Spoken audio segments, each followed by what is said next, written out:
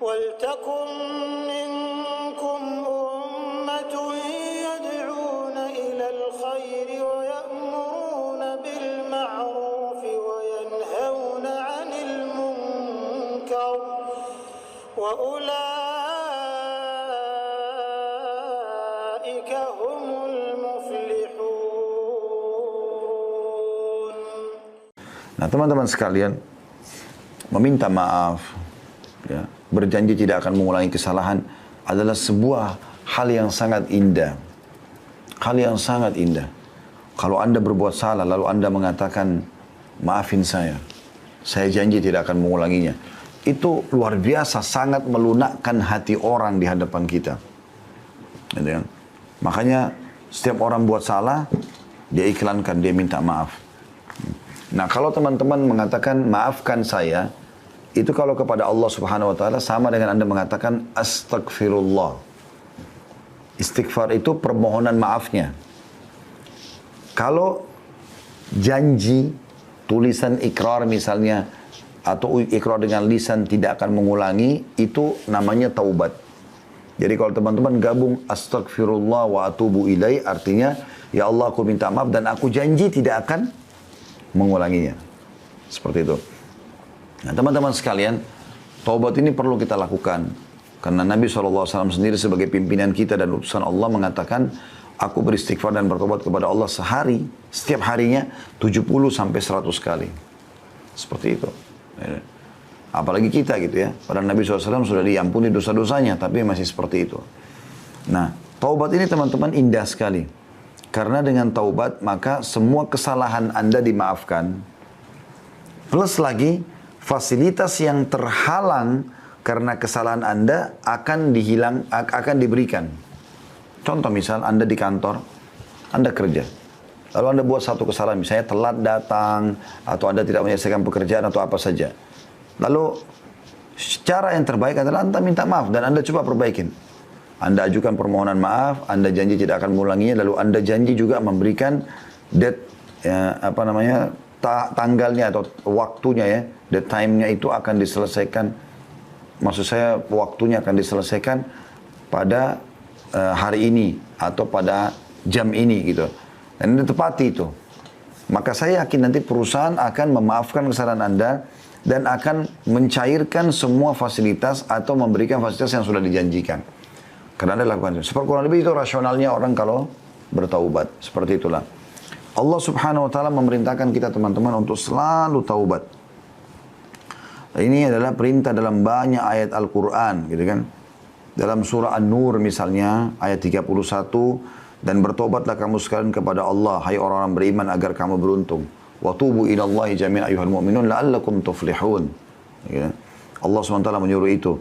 Kemudian juga dalam surah At-Tahrim ayat 8 juga begitu. Hai orang beriman bertobatlah kepada Allah dengan taubat yang ikhlas. Ya. Alladzina amanu tubu ila Allah taubatan nasuha. Jadi kan? Dan cukup banyak ayat-ayat Al-Quran yang membahas masalah itu. Begitu juga perkataan Nabi Nuh alaihissalam kepada kaumnya. Wa qul istaghfiru rabbakum innahu kana ghaffara. Dan Nuh pun berkata kepada kaumnya, mohon ampunlah kepada Tuhan kalian karena dia maha pengampun. Manfaatnya apa? Yursilis sama alaikum midrara. Maka dia akan turunkan dari langit air yang deras. Maksudnya rezeki. Ya. Karena kalau hujan turun dari langit, maka secara otomatis akan hidup tumbuh-tumbuhan, hidup hewan-hewan, manusia pun bisa hidup dari situ. Semuanya bisa bergerak dengan adanya air. Wa yumditkum bi amwalin wa banin. Dan dia akan memberikan tambahan keturunan dan harta buat kalian. Makanya pernah teman-teman sekalian, ada orang yang datang kepada Hasan Basri rahimahullah, 3 orang. 3-tiganya punya masalah nih. Yang satu datang mengatakan, wahai imam. Imam itu kalau kita kiai di Indonesia ya. Saya sudah lama sakit, tidak pernah sembuh. Sudah berobat sana sini, tabib ini, tabib itu, tapi belum sembuh. Apa saran Anda? Kata Hasan Basri, istighfar dan bertobat kepada Allah. Tapi yang benar, yang nasuha, yang tulus kepada Allah. Orang itu pulang. Masuk orang kedua. Dari sini perbanyak istighfar ya kata Hasan Basri. Bukan cuma istighfar dan tobat saja pulang, enggak. Perbanyak. Lisanmu selalu astagfirullah wa atubu ilaih. Terus sampai engkau melihat jalan keluarnya. Datang orang kedua mengatakan, wahai imam, saya udah lama menikah. Ini saya sama istri saya, kebetulan sama istri datang ke rumah Hasan Basri. Rahimahumullah semuanya. Lalu dia mengatakan, kami sudah 10 tahun menikah, belum punya anak. Apa saran anda? Kami sudah coba ke tabib ini, tabib itu, tapi juga tidak bisa. Ya, kami dapatkan solusinya. Kata Hasan Basri, perbanyak, garis bawah kalimat perbanyak istighfar dan taubat. Amalkan.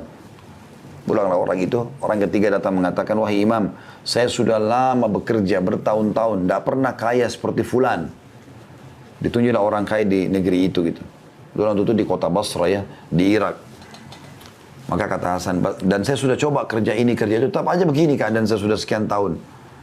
Apa saran anda? Kata Hasan Basri, perbanyak istighfar dan taubat. Waktu pulang 3 orang ini, berkata pada saat itu teman-teman sekalian, murid-murid Hasan Basri, ada dalam atharnya dikatakan istrinya bertanya, kenapa anda cuma menyuruh istighfar dan taubat padahal orang-orang ini mungkin butuh sesuatu yang lain gitu.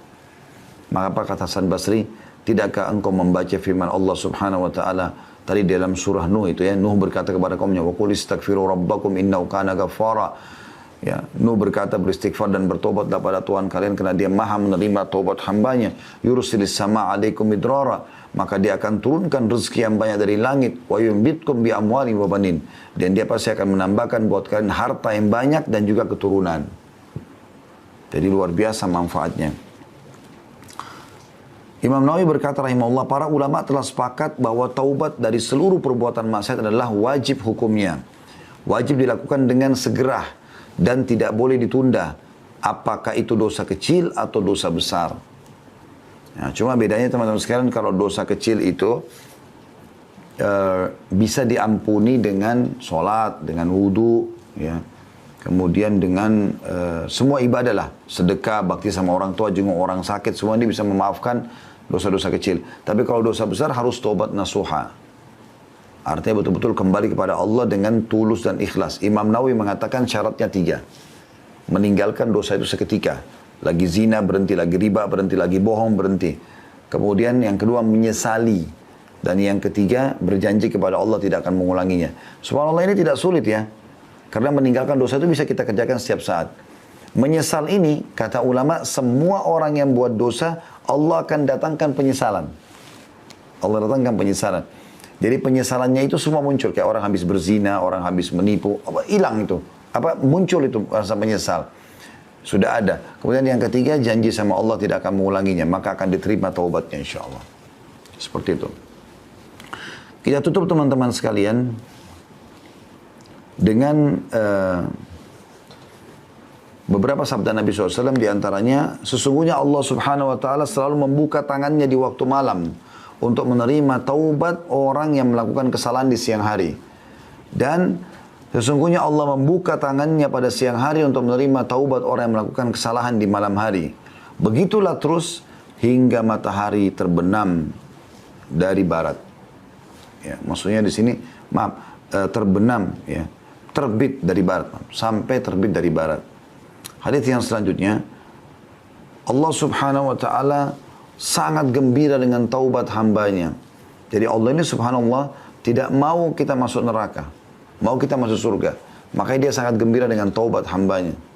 Dan kita tutup dengan ini teman-teman sekalian insyaAllah. Kata Nabi SAW, Allah lebih gembira dengan taubat hambanya dibandingkan seseorang di antara kalian yang membawa seluruh bekalnya di atas tunggangannya. Ya, digambarkan tunggang itu zaman dulu seperti unta misalnya, dia bawa semuanya bekalnya. Kalau anda mungkin naik mobil di zaman sekarang, membawa seluruh harta yang anda punya, simpanan anda, bawa di mobil. Kemudian kata Nabi SAW, dia melewati padang pasir yang tak bertuan, nggak ada orang, nggak ada hewan, padang pasir tandus. Dia jalan, kemudian dia capek, dia istirahat di bawah sebuah pohon. Pohon itu pun bukan pohon yang rindang. Kemudian dia tertidur, waktu dia bangun, dia tidak menemukan untanya sama bekalnya, hilang. Lalu dia keliling-keliling mencari, tidak ketemu. Pada saat dia sudah putus asa, dia pun berkata pada dirinya sendiri, saya akan kembali ke pohon yang tadi saya tidur.